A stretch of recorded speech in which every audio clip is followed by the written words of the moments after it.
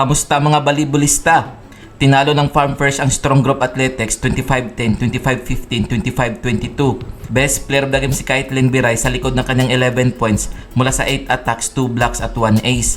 Kung bago ka pa lamang sa channel na to, mag-like na at subscribe. Panalo naman ng Creamline Coal Smashers kontra sa Chocomocho Flying Titans 25-17, 25-22, 25-19.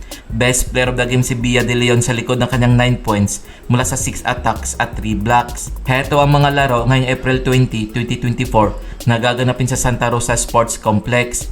Sa first game magharap ang Petrogas Angels at Galleries Tower High Risers alas 2 ng hapon.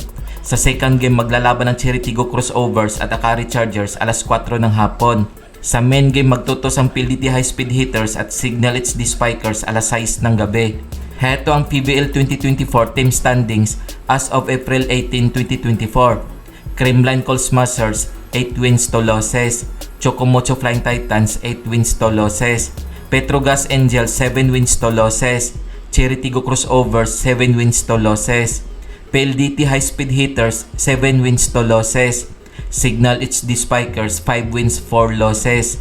Akari Chargers 4 wins 5 losses. Galleries Tower High Risers 3 wins 6 losses. NX Lead Chameleons 3 wins 6 losses. Farm First 3 wins 7 losses. Capital One Solar Spikers 1 win 8 losses. Strong Group Athletics 0 win 10 losses. Kung nagustuhan mo ang video na to, mag-like na at subscribe.